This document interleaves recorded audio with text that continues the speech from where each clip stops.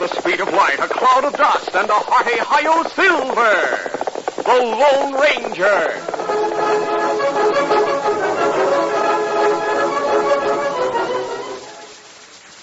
General Mills, makers of Cheerios, the ready-to-eat oat cereal that gives you go power, and Wheaties, the breakfast of champions, present by special recording, The Lone Ranger. Cowboy Tom is a boy of 6. He knows all kinds of cowboy tricks. He can rope a steer because he knows he's got go power from Cheerios. Yes, he's got go power. There he goes. He's feeling his Cheerios. Cheerios. Cheerios. You bet, Cheerios, the oat cereal that needs no cooking. Every delicious spoonful of Cheerios and milk is real muscle-building food. Each spoonful contains vitamins, minerals, and proteins your body needs. Yes, the good things in a Cheerios breakfast do good things for your body. Help you have healthy nerves, good red blood, strong bones, and muscles. And besides giving you go power, Cheerios is downright wonderful tasting. That toasted oat flavor is really something. And when you add milk and your favorite fruit, say some sliced bananas, you're in for a delicious breakfast treat. Get the whole family off to a good start every morning with Cheerios. Then you'll hear people say, he's feeling his Cheerios.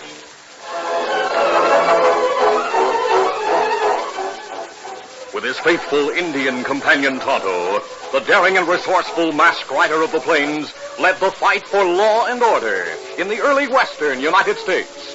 Nowhere in the pages of history can one find a greater champion of justice. Return with us now to those thrilling days of yesteryear. From out of the past come the thundering hoofbeats of the great horse Silver. The Lone Ranger rides again. Come on, Silver. Let's go, big fella. Hi-yo, Silver. Hooray!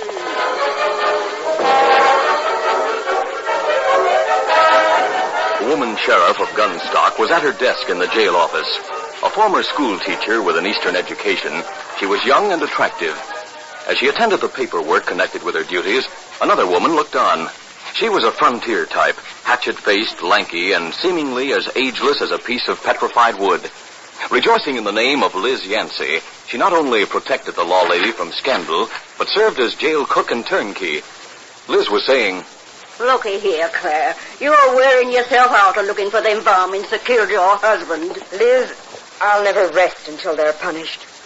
When I was sworn into office, I took another oath. A silent oath to square accounts for Dick. That's all well and good, but... Oh, Quince Rockwell. Hello, Mr. Rockwell. Mrs. Lee, the stage has been held up again. What? This time at Crossbones Gulch. Oh. The Owl Hoot's got another Wells Fargo box. Good heavens. I'm reporting this because it's an express company rule and I'm its agent. Not that I think it'll do any good. I'll put Deputy Taylor on the case as soon as he returns. This makes the 5th holdup around here in the year. My company has lost better than $100,000. Something's got to be done about it. Mr. Rockwell, your company has had its best special agents hunting for the stage robbers. They seem to have failed as badly as the sheriff's office. That's no excuse. A woman isn't fit to be sheriff. Her place is at home fetching up a family. You sure didn't get much fetching up. Mrs. Lee, I'm going to get up petitions to oust you from office. Nearly every man in the county will sign it, and so will a lot of women. Mark my word. Liz, what shall I do? Bill, there's been another stage robbery. I heard about it at the cafe. Rounded up a posse, and I'll be heading for Crossbones Gulch as soon as I get my rifle and saddle up. The back door open, Liz? Why shouldn't it be? You never bring in any prisoners. Yeah, I'll get those stage robbers this time. Claire, I figure that sidewinder's trying to undermine you and get your badge.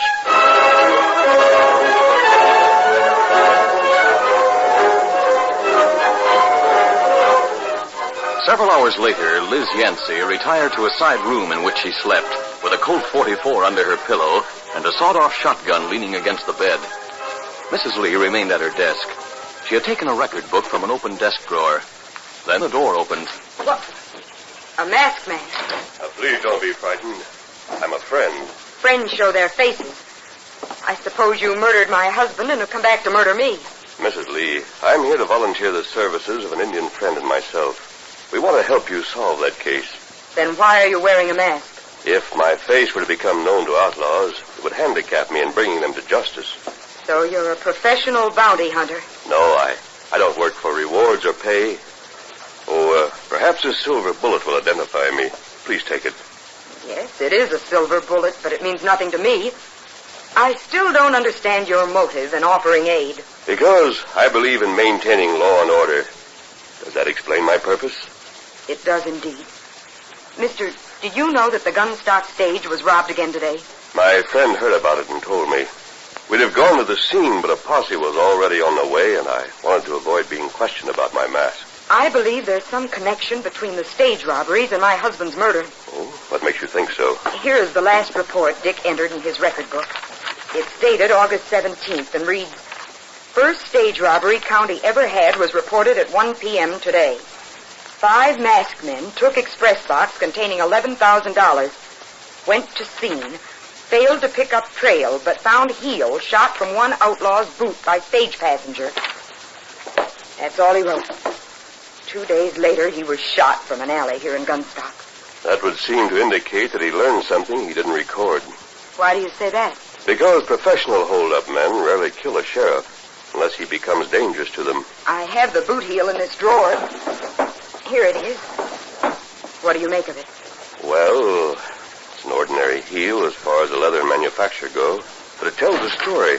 Posse fellows back him, Asabi. Them not find anything. Oh, Mrs. Lee, this is my friend, Tonto. How do you do? Oh. We've had a lot of experience trailing Indians who were afoot. Whether they wore moccasins or white men's boots, their tracks were easy to identify. Mrs. Lee, do any local Indians, or perhaps Indians working as cowboys, wear boots? No, of none. Oh, Bill, I didn't hear you come in. I can't put it in the back way in her part of the bunco these fellas been handing you. Who in blazes are they? They're going to investigate Dick's murder and the stage robbery. Oh, well, I like that. Here I've been doing all your work for you, then you turn around and hire a masked owl hoot and a redskin. You aiming to fire me? Perhaps I should discharge you. You do, and I'll help Quince Rockwell throw you out of office. I'll show Bill you. Taylor, you're through. Give me your badge, gun, and gun belt. They're county property. Like blazes, I will. Do as the sheriff says. Why, you... Don't draw that gun. No. Let go of my arm. Unbuckle his gun belt, Tonto. There. They got it off. Now I'll unpin that badge. There it comes. I'll take those things. You'll pay for this. Taylor, you're a private citizen now. As another private citizen, I'm advising you to forget that you ever saw my friend and me. I'm not forgetting anything. Mister, did I do the right thing? Yes, Mrs. Lee. But Bill may make trouble for all of us. Tonto, follow him. I'll meet you at camp. Me sabe, Kimasabi.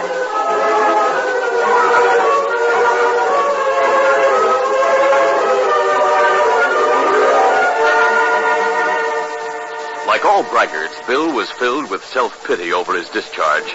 Making the rounds of the cafes, he talked long and loudly about the incompetence and ingratitude of the woman sheriff. Few men sympathized with him, though many already had signed petitions asking for her removal. But at the Lazy H Cafe, he found a really interested listener in Chad Harrison, who owned the place as well as a ranch with the same name. Well, Bill, what is our lady sheriff going to do without a man deputy? He's already got 2 fellas working for her. Well, you don't say. Anyone I know? I reckon not. One's an Injun, the other wears a mask. Heard him talking about a boot heel that Dick Lee found after the first stage robbery.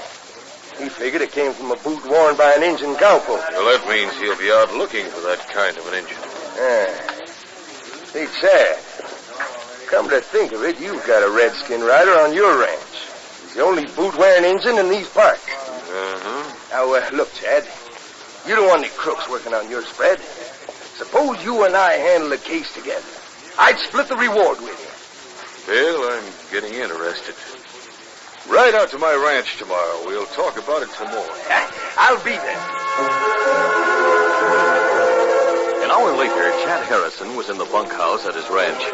With him were 5 ill-favored men who listened intently as he repeated what the ex-deputy had told him.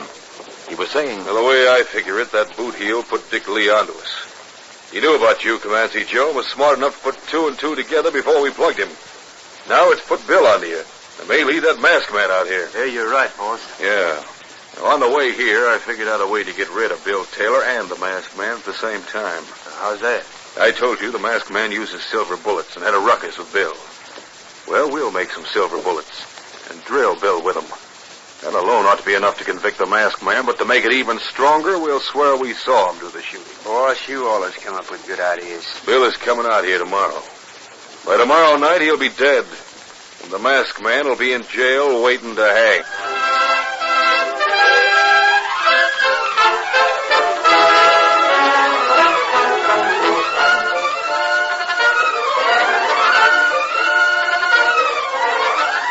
We'll continue our Lone Ranger adventure in just a moment.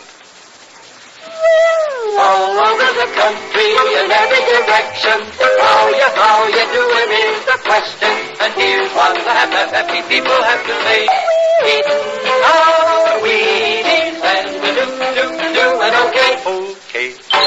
That's the word up north. Just ask the champions. Up north, we know what Wheaties mean to guys like Sluggin' Harvey Keene. We love to see him belt that ball and make the fielders climb the wall. And Richie Ashburn, yes, indeed, he plays baseball at Wheaties speed. Just watch him flash from base to base. This boy could win in any race. Yes, sir, Harvey Keene and Richie Ashburn are long-time Wheaties fans. Both of them know there's a whole kernel of wheat in every Wheaties flake. Wheaties, breakfast of champions. Keep on eating your Wheaties, and you'll be doing okay.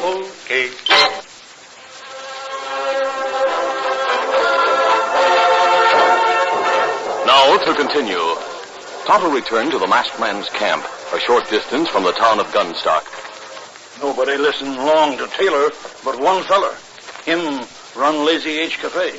Did you learn the cafe keeper's name? Him Chad Harrison. Got a ranch called Lazy H.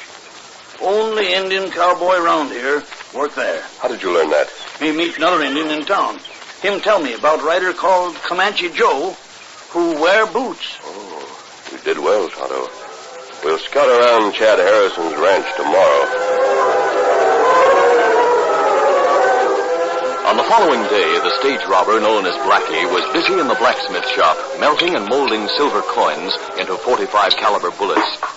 Chad Harrison appeared in the doorway. You'll have to hurry that job, Lucky. Taylor may be here any time now. Yeah, I've finished a dozen, boss. Yeah, that'll be plenty. Here they are. Yeah, they look good enough to fool anyone. I'll load my 2 6-shooters. Where are the other boys? Over on Horse Creek, burying that Wells Fargo box we lifted yesterday. It's what you told them to do, isn't it? Right. I didn't want it around here with all this spying going on. Yeah, I'll be able to bust it open later. Yeah, here comes Taylor now. Need my help, boss? No. He doesn't suspect me. Howdy. Howdy, Chad. Howdy, Bill. Light, we'll go to the house. Sure. Steady one. I'd have been here sooner, but I had to take some petitions over to Red Bull. Now, where's that Comanche Joe? Well, maybe that's him over on the hill. I don't see a living thing there. No, and you'll never see one anywhere again. Hey, what? Well, Snooper, that fixes you. Yeah, that's easy done, boss. He did? What do you think? I put every one of the silver slugs from one gun into him. Yeah, what's next? I'll ride back to town and start the story going that the masked man killed Bill. The sound of the gunshots which had snuffed out the life of the ex-deputy had carried far in the still afternoon air. The Lone Ranger and Tonto, who had been looking for a trail sign which would link the ranch with the scene of the robbery in Crossbones Gulch, heard them and raced in the direction from which they had come. We not see anybody around, Kimasabi. There's a man on the ground near the ranch house door. Maybe him got shot. Pull up. Silver. Easy, Silver. Pull up. Cover me while I dismount and examine him. What you find? This man is Bill Taylor. He's dead. Shot in the back. Feller who shoot him not have much start. Those hoof prints over there look very fresh. He's used to the big fella. Come on, Silver. Get him up, Scout. Holding their horses to a walk, the masked man and Indian examined the tracks. Tonto pointed. 3 horses been here a little while ago. 1 go away without rider. Other 2 horses take fellers toward Horse Creek and Gunstock. Me follow that trail, Kimasabi? Yes, I'll follow the single track. Come on, Silver, Scout.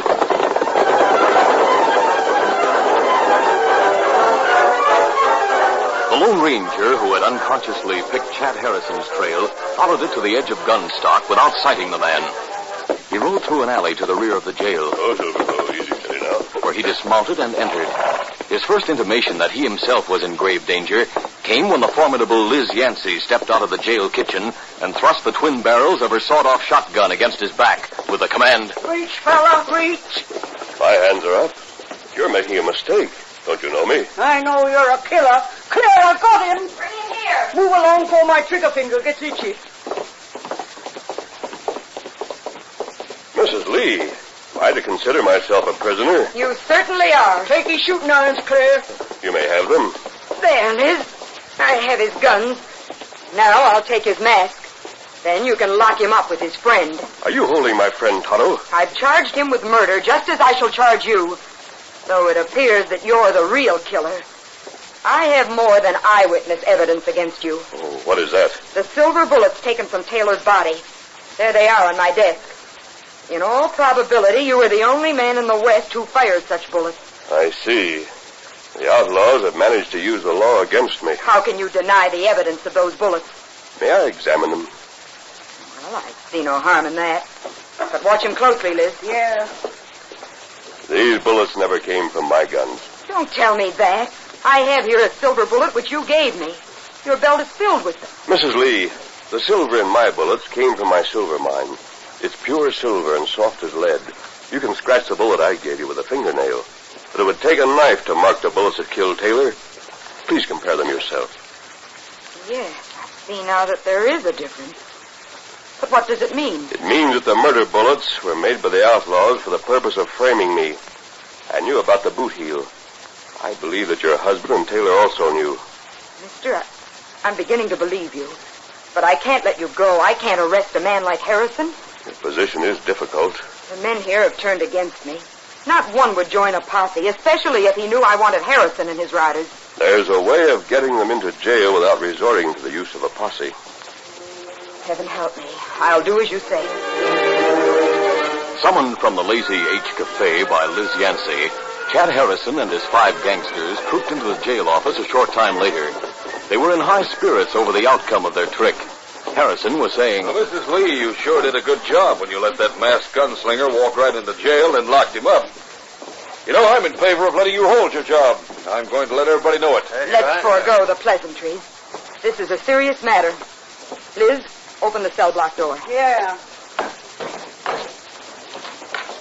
Please follow me. I don't like jails. Where is the masked man? In the next cell. Now, do you identify him as the killer? Why, you let him keep his mask on. Certainly. You said he was masked when he shot Taylor, so I wanted you to see him with a mask on.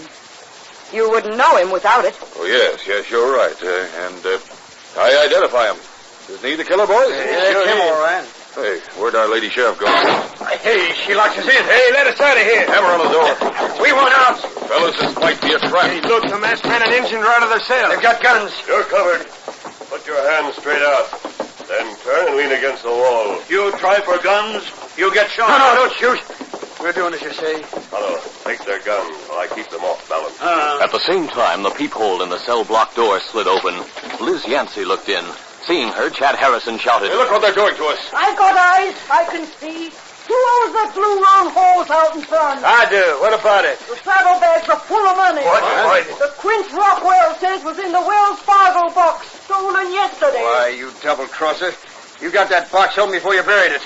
No wonder it took you so long. Hey, Liz, these fellas only work for me. You can lock them up for all I care, but I want out. Who's the double-crosser now? Chad was in the stage robberies as deep as we were. Oh, listen to him. I'm a rancher with a good reputation. I can't help what my riders do. I think you're all a bachelor owl. Look, Kemosabe. Maybe this gun show who killed Taylor.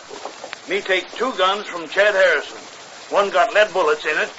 Other got silver bullets. Lunging at Tonto, the outlaw leader made a desperate effort to wrest the telltale gun from his hand. You not yet gone. But the Indian, heavily burdened as he was with guns and gun belts taken from the 6 bandits, was unable to keep his grasp on the weapon. Jerking it from his hand, Harrison whirled and fired at the Lone Ranger. The hard silver slug ricocheted from a cell bar close to the masked man's head.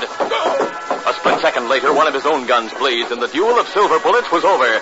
As the heavy .45 slug knocked Harrison to the floor, and the gun slid away from his broken arm, Comanche Joe tried to scoop it up, but straightened when the masked man advanced on him with the order, Back to the wall. All of you. He's going to massacre. Don't do it, mister. Not George. I made the silver bullets that killed Taylor, but Chad did the shooting. He shot Dick Lee, too, and engineered all the stage holders. You dirty double-crosser. You're sending me to the gallows. Then hang. I'm saving my own neck if I can. Yeah, me too. A few minutes later, the Lone Ranger and Tonto were in the jail office with Mrs. Lee and Liz Yancey. Liz had locked the outlaws in cells and had summoned a doctor for the leader against whom they had turned. Now that our work here is finished, we'll ride on. I'm sorry to see you leave. We may meet again. Here is the name and address of a padre who will know how to reach me. Communicate with him if you need our help. I certainly shall do so. And thank you for everything. Come on, Tonto. Adios, Mrs. Lee. Adios, Liz. Adios. Claire, who is that masked man? Liz, it took a long while for me to put things together. But when I thought about that man's mask and his white horse and the silver bullets, I realized who he is. He's the Lone Ranger.